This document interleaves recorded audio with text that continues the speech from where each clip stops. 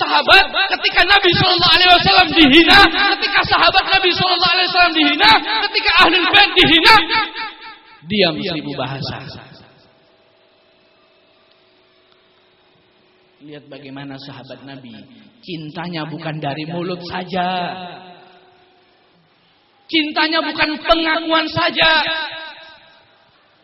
Sahabat Yazid bin Sakan, ketika Nabi Shallallahu Alaihi Wasallam dituju puluhan panah sudah menuju ke badan Nabi. Sahabat Yazid bin Sakan melihat panah-panah tersebut sudah siap meluncur menusuk badan Nabi Shallallahu Alaihi Wasallam. Beliau langsung berlari dekat dengan Nabi, didekat Nabi, dipeluk Nabi. Untuk apa? Supaya panahnya menancap di punggungnya, jangan sampai terkena Nabi Shallallahu Alaihi Wasallam.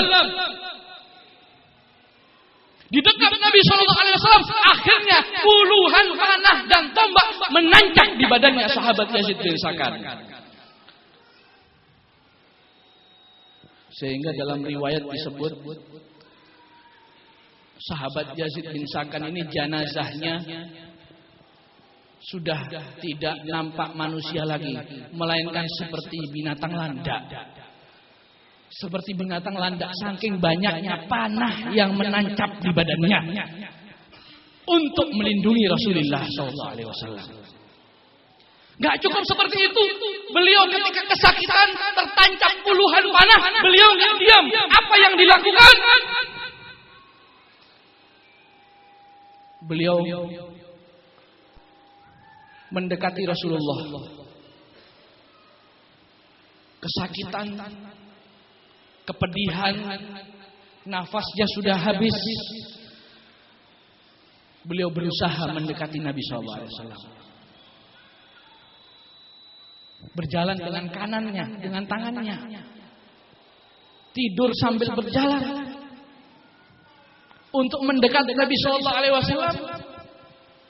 Akhirnya beliau memegang telapak kaki Nabi. Beliau tidurkan kepalanya di telapak kaki Nabi. Wa mata wa khadduhu ala qadami Rasulillah. Beliau wafat dalam keadaan kepalanya berada di kaki Nabi Shallallahu Alaihi Wasallam. Ini para sahabatnya bukan hanya sekedar ngaku, bukan hanya sekedar gosidah, bukan hanya sekedar maulid, tapi membuktikan cintanya. Dengan apa? Mengorbankan jiwanya, mengorbankan hartanya, mengorbankan tenaganya, mengorbankan semuanya demi Nabi Muhammad SAW.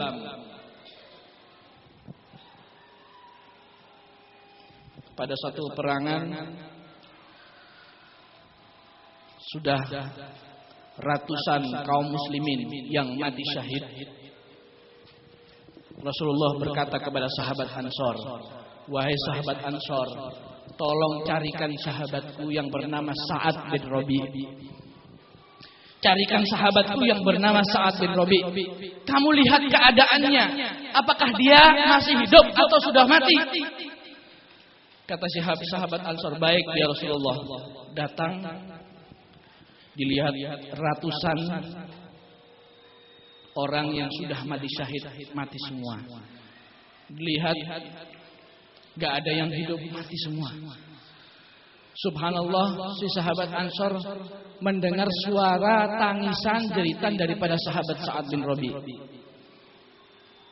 Didekati, ternyata Sa'ad bin Rabi ini masih hidup.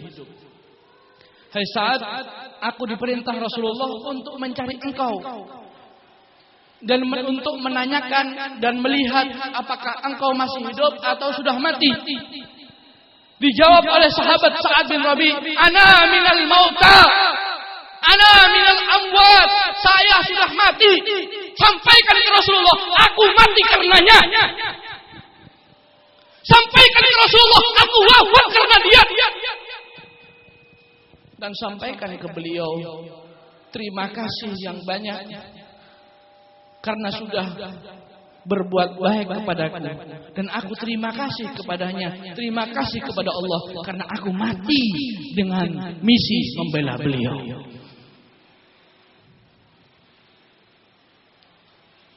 Akhirnya sahabat Ansor bertanya, apakah kamu ada pesan? Dijawab oleh sahabat Sa'ad bin Rabi, sampaikan kepada kaum muslimin, sampaikan kepada umat-umat Nabi Muhammad, selama mata kalian masih berkedip, selama jantung kalian masih berdetak, selama kalian bernafas, jangan biarkan Rasulullah SAW disakiti. Selama mereka masih hidup, jangan biarkan Rasulullah SAW disakiti. Itu pesanku yang terakhir. Akhirnya ketika ditanya lagi oleh sahabat Ansor, ternyata sudah mati syahid sahabat Sa'ad bin Rabi tadi. Ini para sahabat Nabi, cinta yang sesungguhnya kepada Rasulullah. Sepulang sahabat dari peperangan, ternyata ada wanita, sahabiyah, sahabat wanita. Kata para sahabat, wanita, kamu cari siapa? Kalau kamu cari suamimu, suamimu sudah mati. Tidak, aku nggak cari suamiku. Datang lagi sahabat lainnya, hei wanita, kamu cari siapa? Cari anakmu, anakmu sudah mati syahid. Tidak, aku nggak cari dia. Wahai wanita, kamu cari siapa? Cari saudaramu, saudaramu sudah mati, ayahmu sudah mati, anakmu sudah mati. Dijawab oleh sahabat perempuan tadi, aku tidak pedulikan anakku, aku tidak pedulikan suamiku, aku tidak pedulikan ayahku. Yang aku pedulikan bagaimana keadaan Rasulullah. Apakah beliau masih hidup? Apakah beliau tidak terluka? Yang aku tanyakan adalah Rasulullah, bukan keluargaku. Akhirnya kata para sahabat, alhamdulillah Rasulullah dalam keadaan baik. Dijawab oleh sahabat wanita ini, demi Allah, aku tidak puas sehingga aku melihat langsung kepada Rasulullah, sehingga aku langsung melihat wajah Rasulullah. Akhirnya dihadapkan kepada Rasulullah sahabat wanita tadi. Kemudian sahabat wanita tadi berkata, ya Rasulullah, kullu musibatin ba'daka jalal. Ya Rasulullah, musibah apapun mengenai diriku, asalkan engkau selamat, semuanya mudah. Apapun yang terkena kepadaku, musibah apapun itu, asalkan engkau selamat, tidak mengapa ya Rasulullah. Ini para sahabat. Sekarang kita sudah pernah berkorban apa untuk Rasulullah? Pernahkah kita mengalirkan darah untuk Rasulullah? Pernahkah kehormatan kita dirusak gara-gara Rasulullah?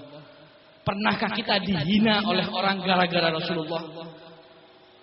Pernahkah kita sakit karena Rasulullah? Ini yang perlu kita pikirkan. Kenapa sih kita bersolawat, baca maulid, nggak pernah bermimpi ke Rasulullah? Karena cintamu cinta bohong. Mahabbatuna mahabbah kadhibah.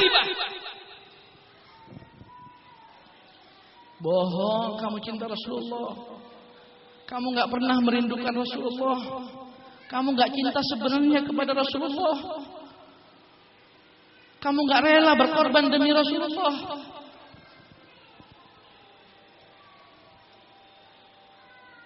Ketika Nabi berkhutbah di mimbar baru. Ketika Nabi berkhutbah di mimbar baru, terdengar suara tangisan. Terdengar suara tangisan. Akhirnya Nabi berhenti dari khutbahnya. Dicari siapa yang menangis. Para sahabat juga ikut mendengarkan tangisan itu. Subhanallah, tangisan itu berasal daripada pohon kurma. Yang dahulunya Nabi berkhutbah di pohon kurma tersebut. Pohon kurma tadi menangis. Kenapa? Karena berpisah dengan Rasulullah SAW. Karena tidak dipegang lagi oleh Nabi SAW. Menangis pohon tadi. Kata Rasulullah SAW, para sahabatku, kalian tahu kenapa ini pohon kurma menangis? Karena dia berpisah sebentar dengan aku. Karena aku dibuatkan mimbar baru, aku tidak menginjak dia, aku tidak memegang dia, dia menangis karena